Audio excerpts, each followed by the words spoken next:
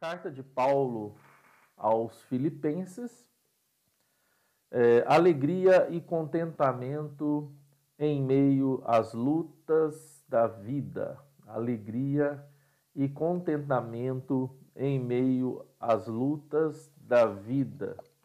Irmãos, eu sempre estou falando para os irmãos que a carta aos Filipenses ela é considerada como a carta da felicidade. Desculpa, irmãos. A carta da felicidade, a carta da alegria, né? A carta do contentamento, da satisfação em meio às dificuldades. Tanto pelo contexto de Paulo, que estava preso, como também pelo contexto da igreja, que estava passando por dificuldades em sua comunhão, por meio de problemas internos e também externos, que era a prisão de Paulo. Mas tanto os irmãos fiéis quanto Paulo estavam contentes e estavam felizes e alegres, apesar das circunstâncias. Então, isso é muito importante a gente frisar aqui. O tema da aula de hoje, irmãos, é a unidade cristã e sua importância vital. A unidade cristã e sua importância vital. Né? Então, nós vamos entender, né, sobre esse assunto que é tão importante e foi tão importante para a igreja de Filipenses, como para Paulo, como também entender sobre unidade na igreja, unidade cristã, é de vital importância para mim e para você, tá bom? Então vamos seguir a nossa aula. O plano de aula hoje vai ser da seguinte forma, irmãos. Nós vamos falar sobre dar uma breve introdução. Vamos falar dos alicerces da unidade. Vamos falar dos perigos contra a unidade, o imperativo da unidade, a virtude que promove a unidade. Então, irmãos, e a conclusão. Então, nós vamos abordar todos esses assuntos aqui hoje, de forma breve e de forma rápida, de forma que não ultrapasse o tempo para a gente começar a outra aula do pastor Daniel, que segue logo após essa. Então vamos lá. Material de apoio. Nós usamos como material de apoio todos esses comentários aqui, né? William Hendricks, Hernan Dias Lopes e outros, né? F.F. Bruce. Então, esse é o nosso material de apoio. É o que nós temos também no gabinete, tá, irmãos? O que a gente usa aqui é o que a gente tem. Vamos lá, irmãos. Filipenses, a leitura bíblica. Em Filipenses, capítulo 2, de 1 a 5. Enquanto você abre a sua Bíblia aí, deixa eu só... Esse espirro fez com que...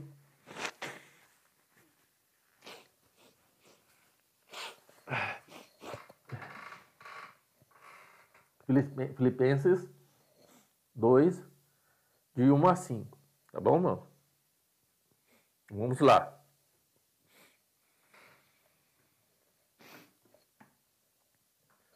Assim está escrito.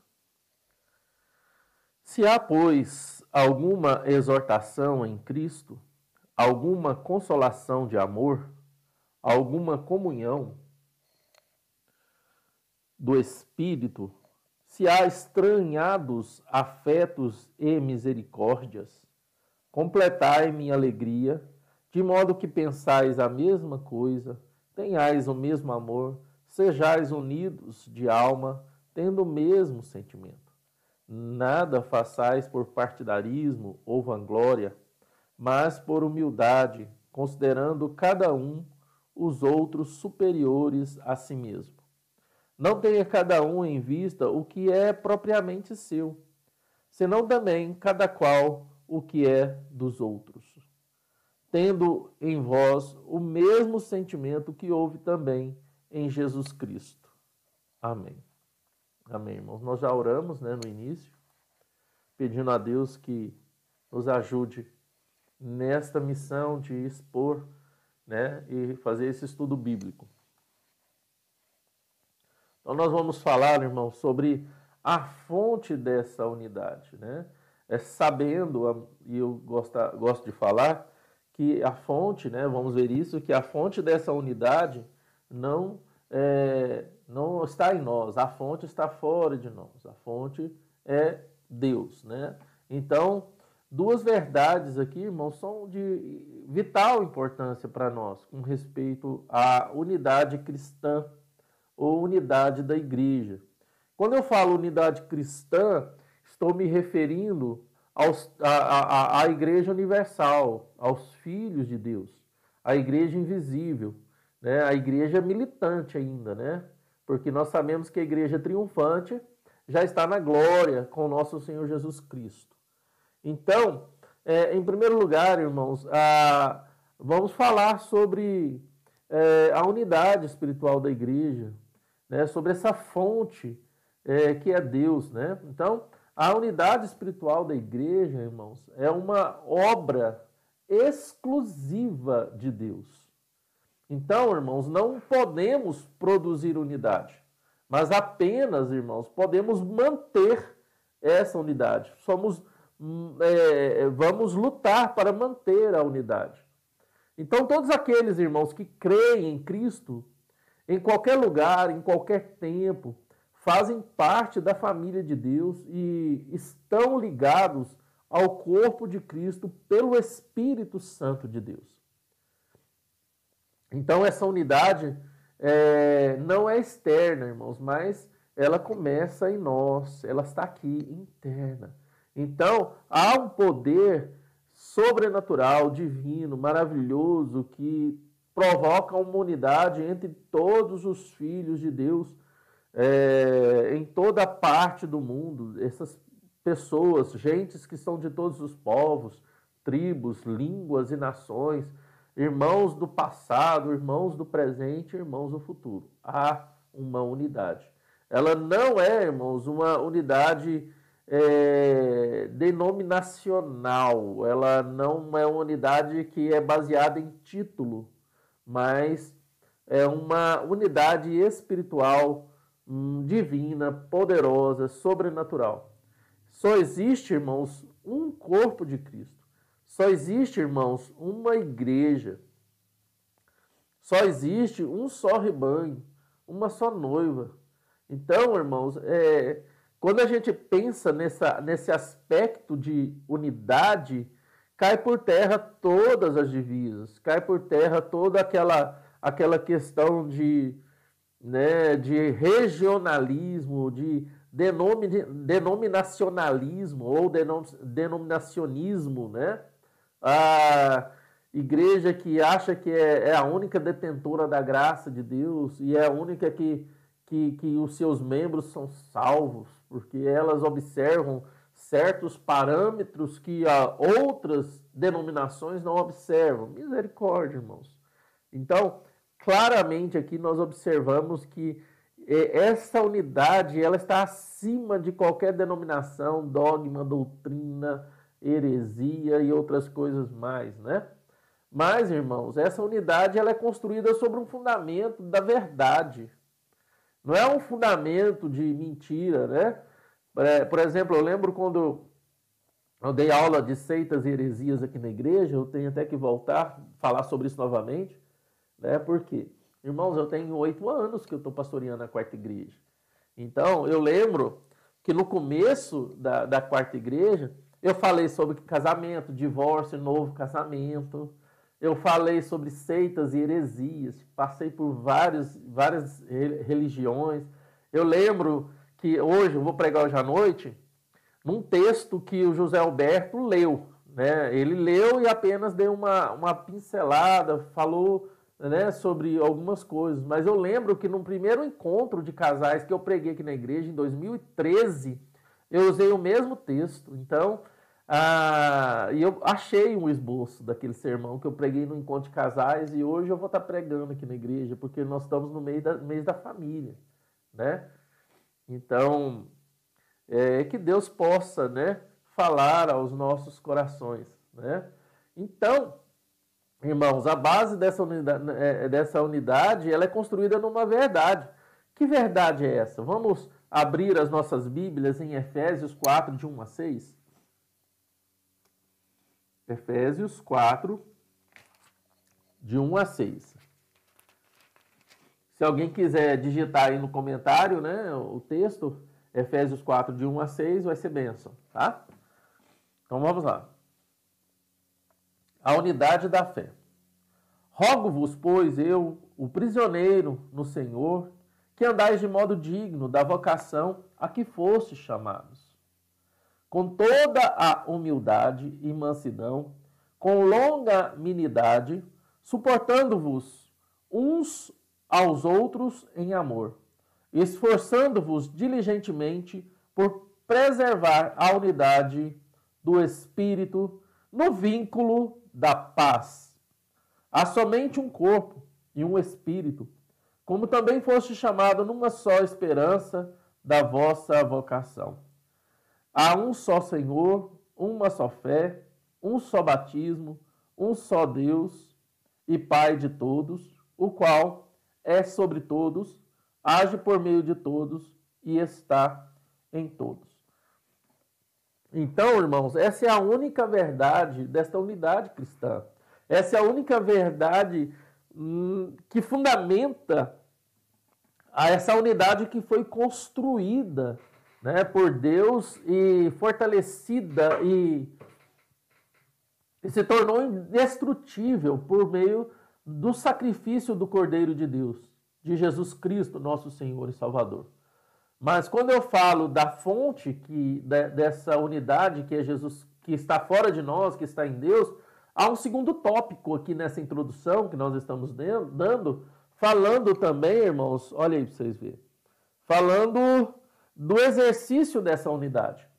Então, há uma fonte que está fora de nós, que é Deus, mas também nós precisamos, irmãos, preservar com diligência essa unidade, né?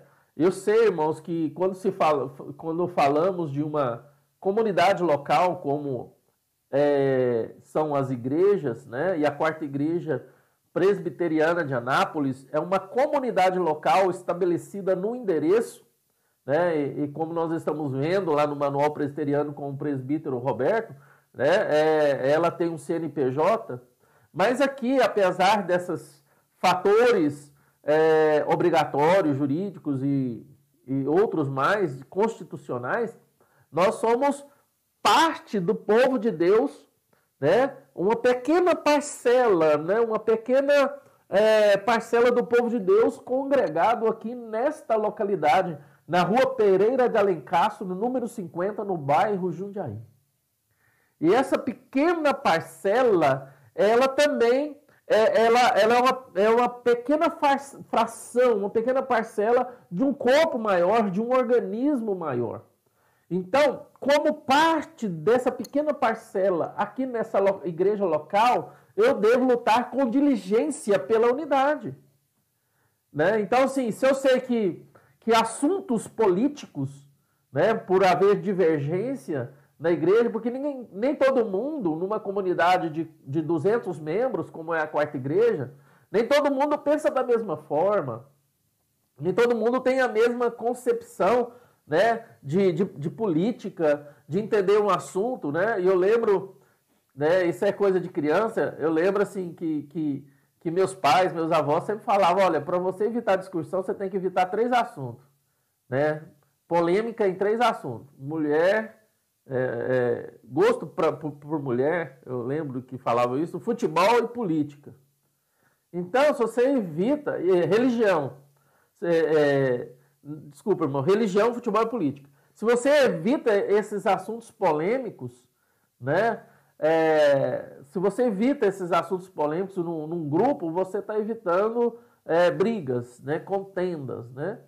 Então, quando o segundo lugar para nosso é lutar com diligência pela unidade cristã, nós devemos também policiar, né, a nossa vontade humana de deixar claro ou de tentar impor sobre o outro aquilo que nós pensamos sobre política, sobre política ou sobre futebol, né? Apesar que, graças a Deus, né, hoje, na questão de futebol, tudo é brincadeira, então já não tem mais briga, né? Mas hoje nós vemos que está na flor da pele sobre política, né? Hoje, falar sobre política, opinar sobre política de fato, acender uma pequena fagulha numa mata seca, né? Que pode devastar e atrapalhar a unidade. Então, em primeiro lugar, a fonte da unidade é Deus, e em segundo lugar, devemos lutar com diligência a favor da unidade cristã, irmãos. Então, se você sentir vontade, por exemplo, nos grupos da igreja, ou na igreja, de falar sobre política, toma muito cuidado, evite, porque sabemos que existem pessoas que pensam diferente. E isso já deu muito pano para manga, né? De brigas e contendas. Né? Então, devemos ser diligentes na nossa luta em preservar a unidade cristã. Com muita sabedoria, irmãos. Podemos falar sobre política, mas com muita sabedoria, com muita graça de Deus, de forma que nós não venhamos ofender o outro. Tá bom, irmãos? Mas vamos lá. Saindo da introdução, nós vamos cair no primeiro tópico do nosso desenvolvimento, do nosso estudo bíblico de hoje sobre Filipenses. E a primeira questão que nós vamos estudar é sobre os fundamentos da unidade. Né? Sobre esses fundamentos. O apóstolo Paulo, irmãos, ele, antes de exortar a igreja sobre a questão da unidade cristã, ele dá um fundamento doutrinário. Ele mostra qual é o fundamento doutrinário dessa unidade. E há 4 fundamentos que sustentam, irmãos, 4 fundamentos que sustentam essa unidade cristã. Hernandes Dias Lopes diz para nós que são 4 pilares, né?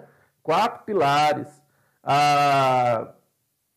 Kistenmark também fala de fundamento.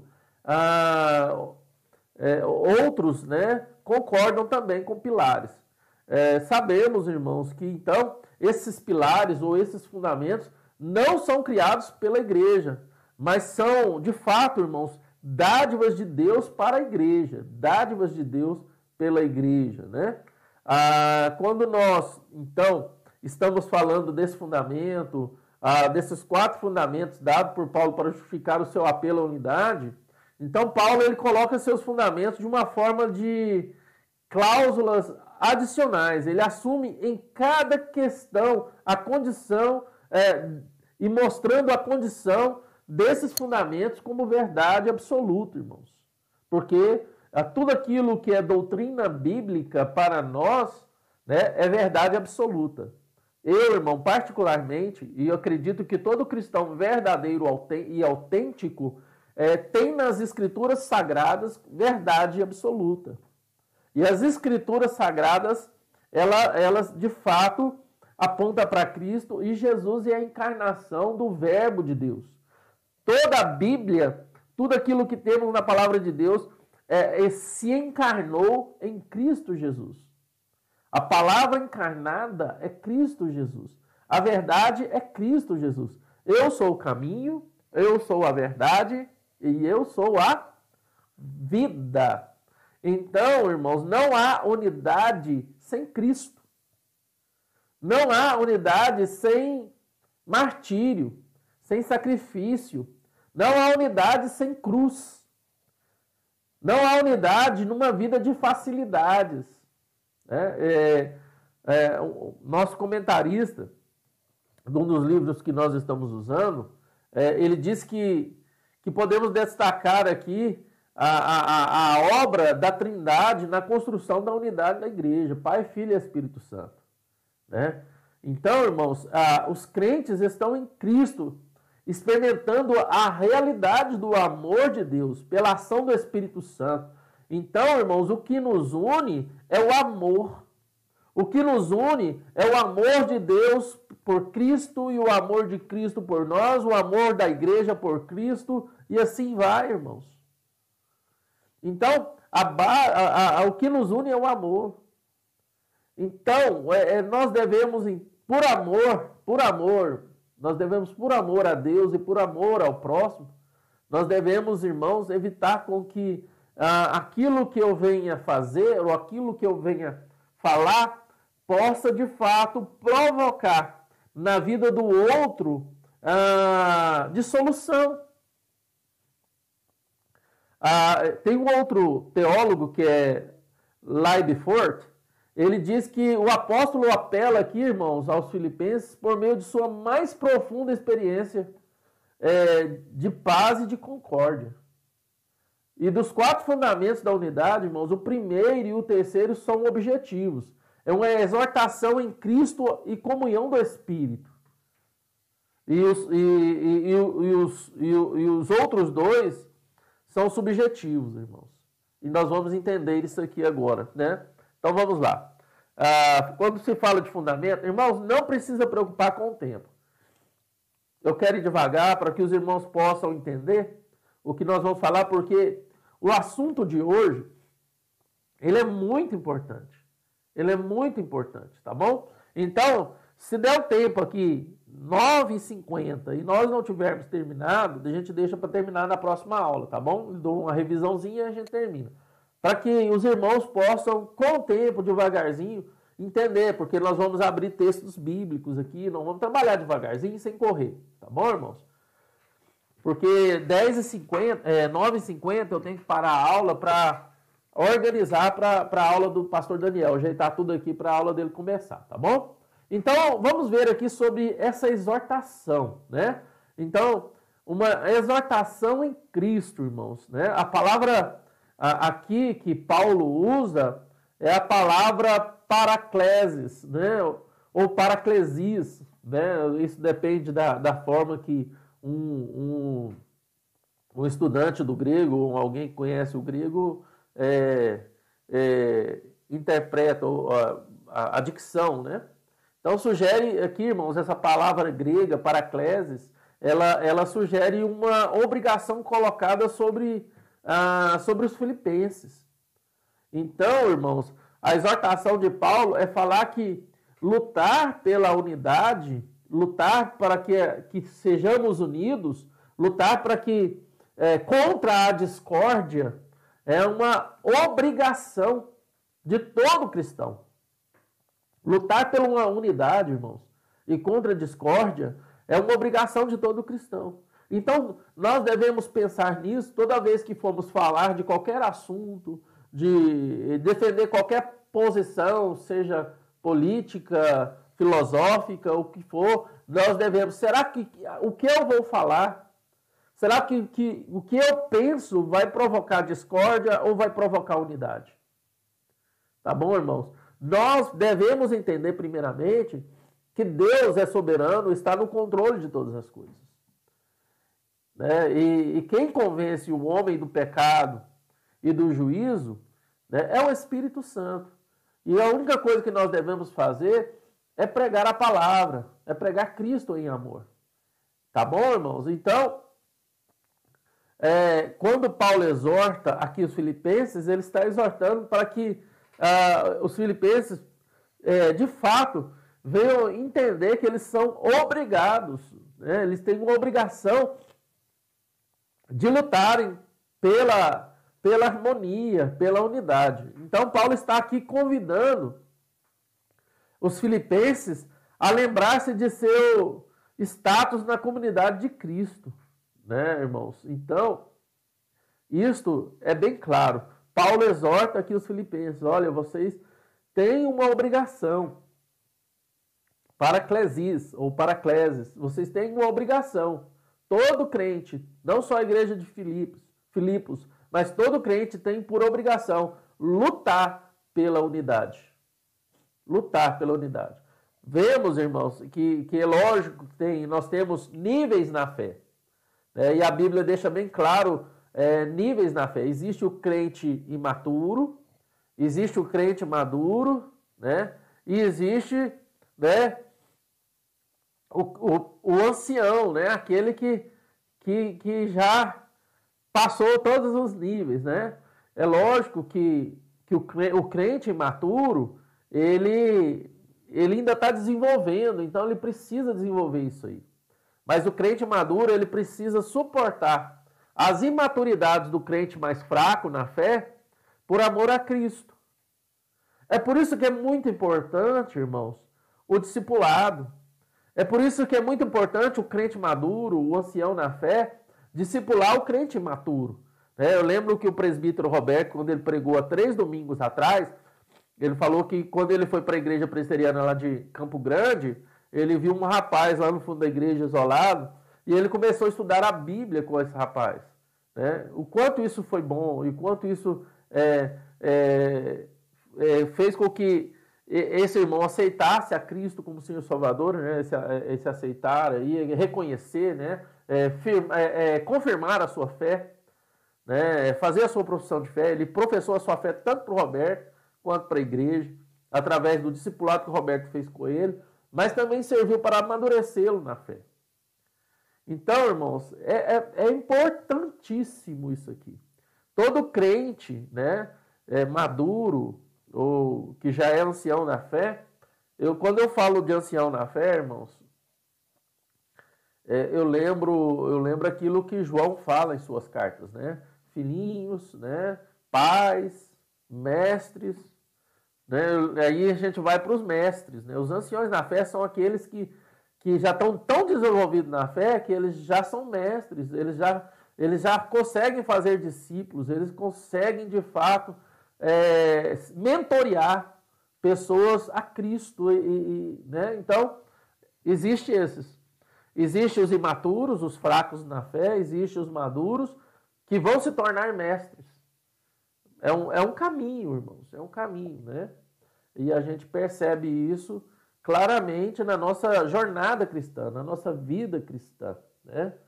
Então, vamos seguir, então, nosso estudo. Além da exortação, Paulo também ele traz uma consolação, né? E qual consolação? É uma consolação de amor, irmãos. É uma consolação.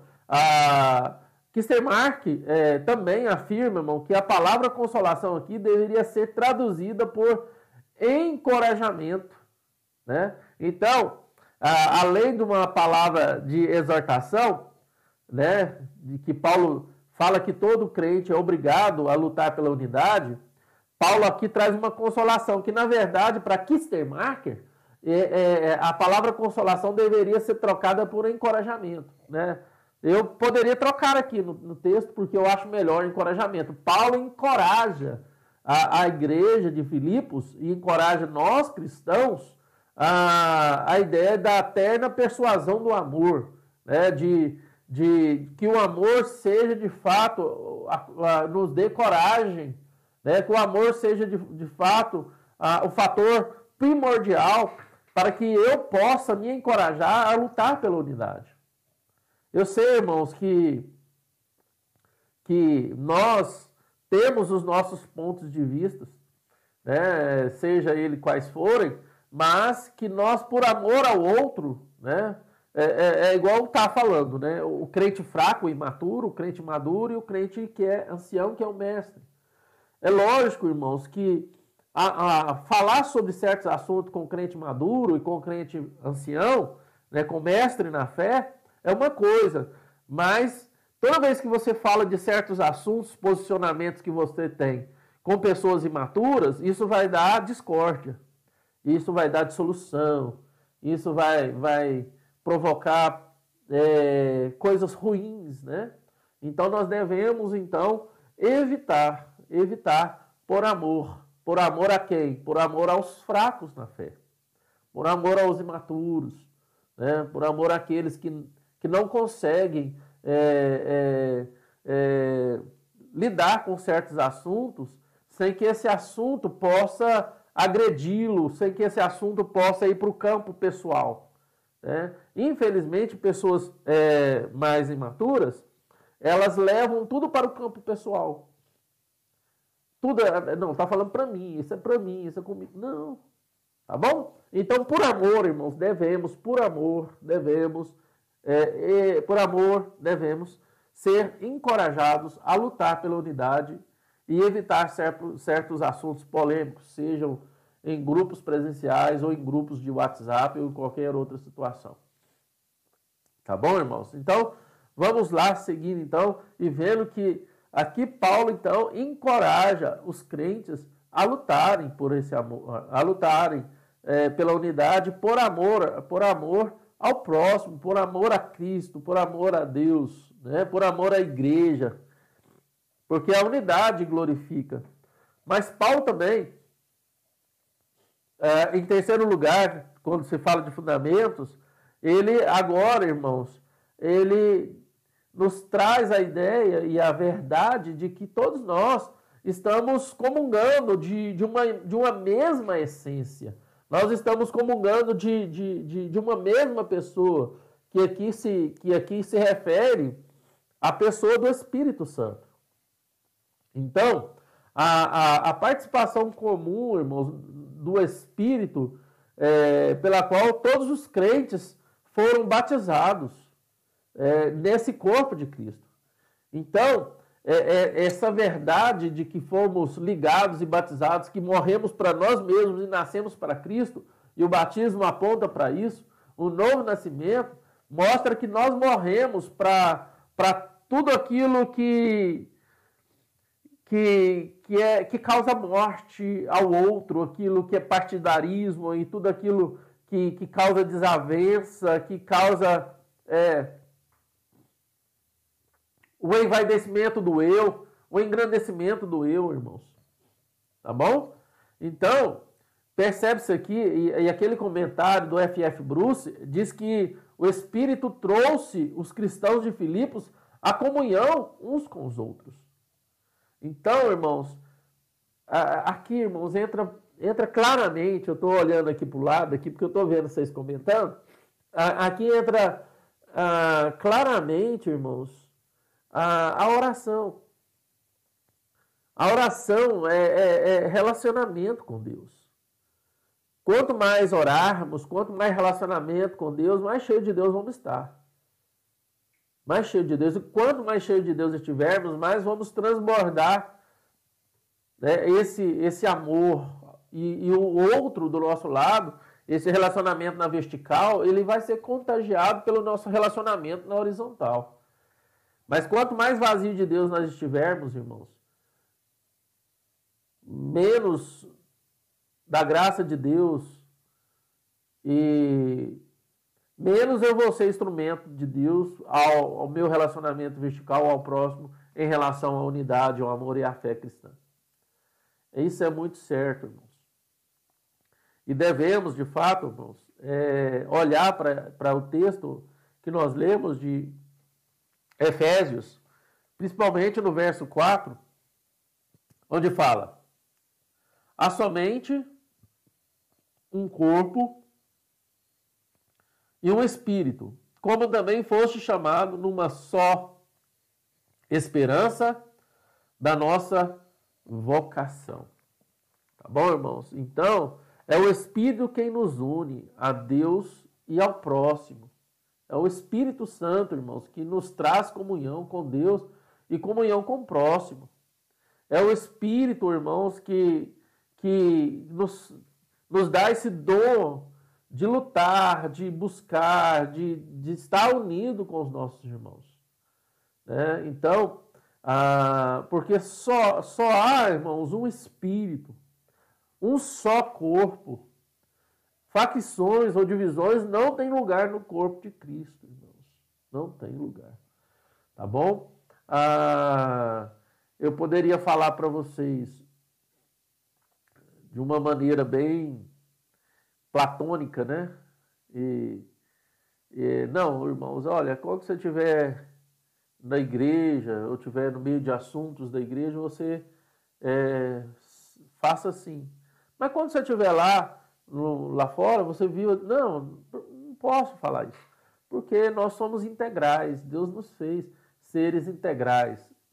Eu lembro uma vez, irmãos, compartilhando com vocês, eu gosto de citar exemplos, ilustrações, a aula se torna mais rica. Não vou preocupar agora com correr. Não, irmãos, porque está muito corrido. Eu estou achando que a aula está muito corrida para manter isso aqui. Mas vamos devagarzinho, vamos enriquecer, deixar o Espírito Santo de Deus falar aos nossos corações. Eu lembro de uma vez, uma discussão entre dois pastores, e assim, a discussão ficou muito pesada, muito, e um acusando o outro de tricotomista, né? Você é tricotomista, você está na igreja errada, você acredita que o homem tem corpo, alma e espírito, né? Você deveria ir para uma Assembleia de Deus, você deveria ir para uma igreja pentecostal que crê da mesma forma que você, né? Aí o outro fala, mas a dicotomia, eu não vejo a dicotomia como bíblico e tal, né? Aí chegou um pastor idoso, né? E ali perto, né? É um ancião na fé. E, gente, eu tenho umas histórias legais para falar sobre isso, mas vamos lá. Eu já veio outra história na minha cabeça, mas vamos deixar essa história para outro momento. Aí chega um idoso e os dois perguntam, e aí, pastor, o senhor é mais idoso?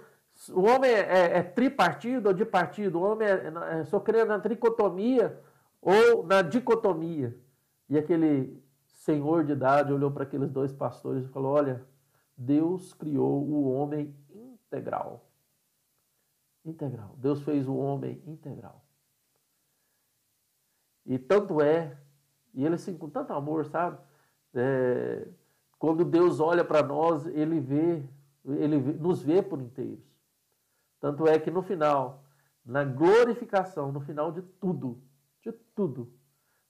o homem voltará a ser um ser integral. Então não importa se é dicotomia, tricotomia, importa que voltaremos a ser integral novamente. Aquilo que foi efeito da queda é provisório. É provisório. Os dois se calaram.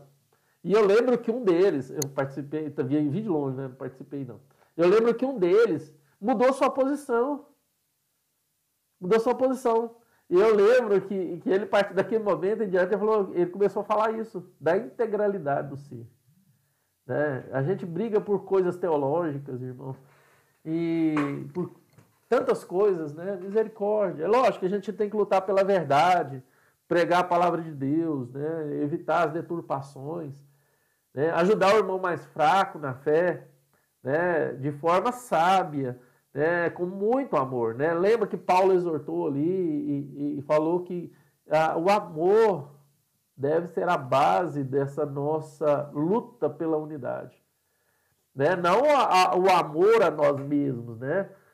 Porque se o amor a nós mesmos for a base dessa unidade, eu vou então pregar aquilo que eu quero, né? Aquilo que eu acho certo, né?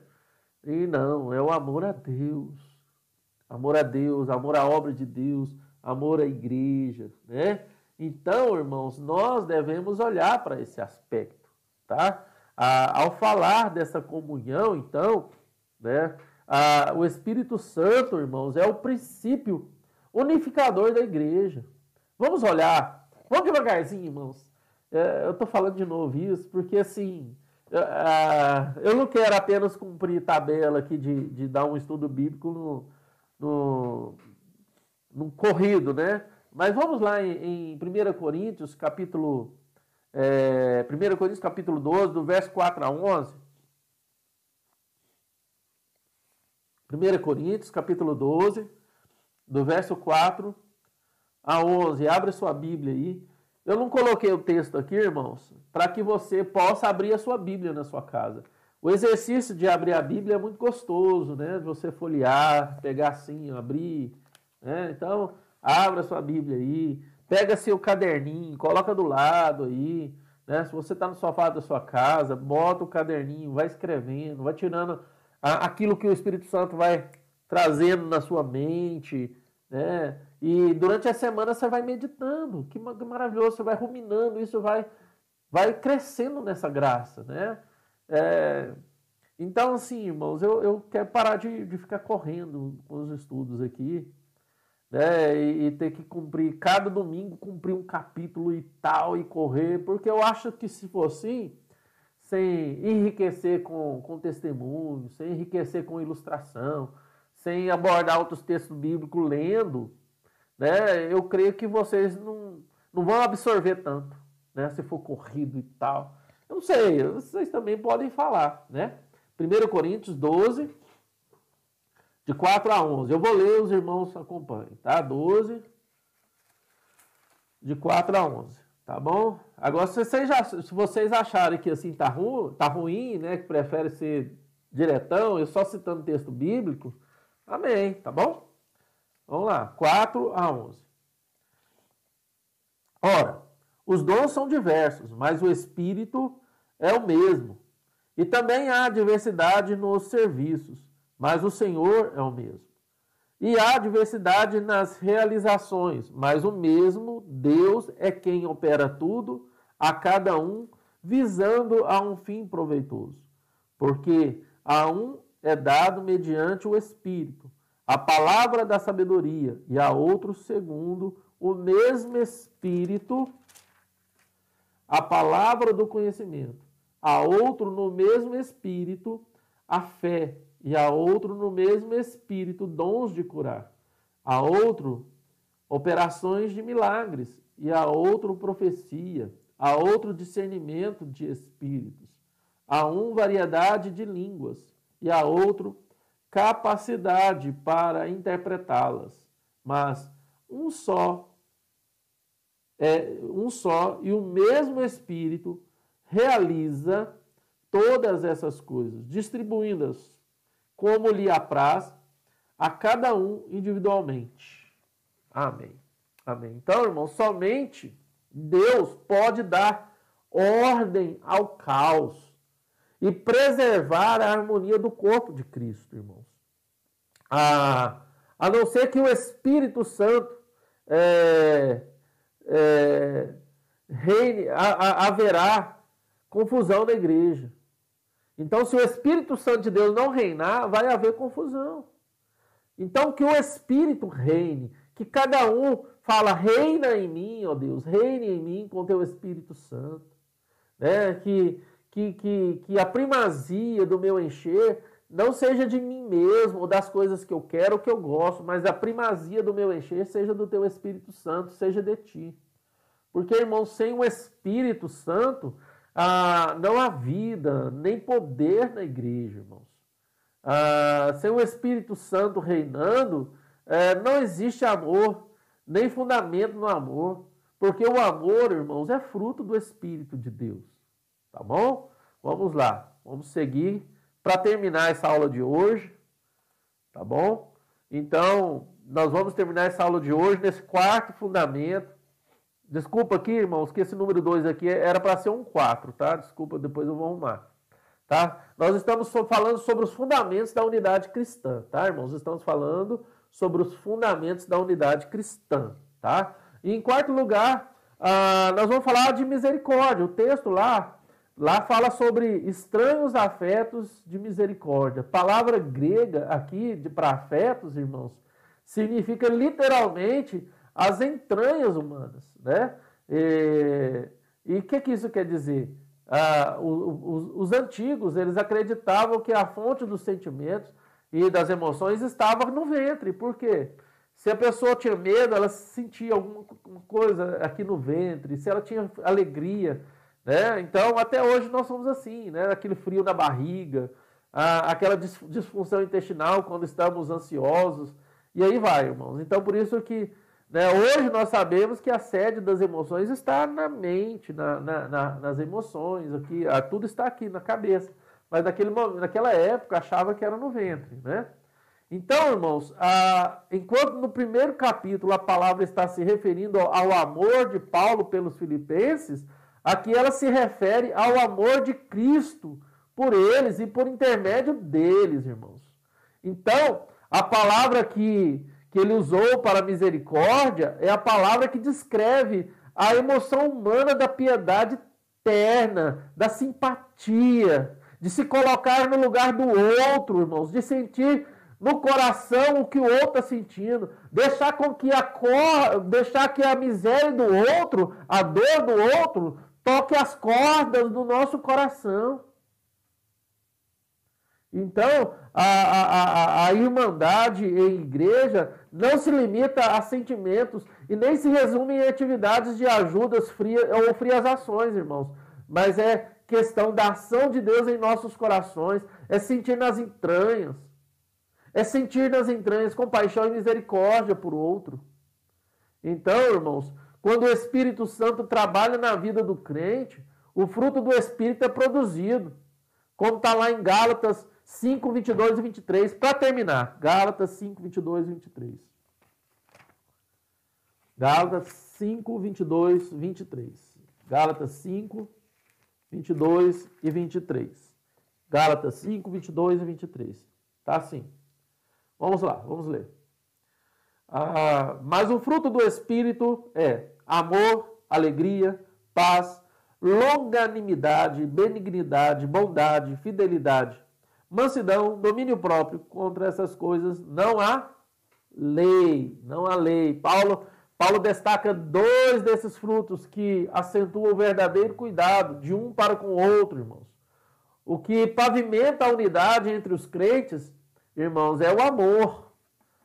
Então, afeto aqui se refere à sensibilidade para com as necessidades e o sentimento dos outros. Enquanto, irmãos, compaixão significa o sentimento de dor que alguém sente ao ver o outro sofrer. E o desejo de aliviar a dor do outro, aliviar o sofrimento do outro. Então, irmãos, tal preocupação fortalece a unidade entre os crentes. Tal preocupação fortalece a unidade. Toda desarmonia na igreja de Deus, irmãos, é falta de estranhar os afetos. É falta de misericórdia, de compadecer da dor do outro, de entender o outro. Então, irmãos, devemos lutar contra a ausência de misericórdia. Então, vamos terminar por aqui apenas sobre os fundamentos da unidade. E no domingo, passando o domingo que vem, vamos falar de presbiterianismo. No próximo domingo, nós vamos falar dos perigos contra esta unidade. Quais são os perigos? Tá bom? Então, anote aí no seu caderninho, na sua Bíblia, tá bom? E aí a gente continua. Vamos, então, irmãos, terminar esse estudo bíblico com uma oração.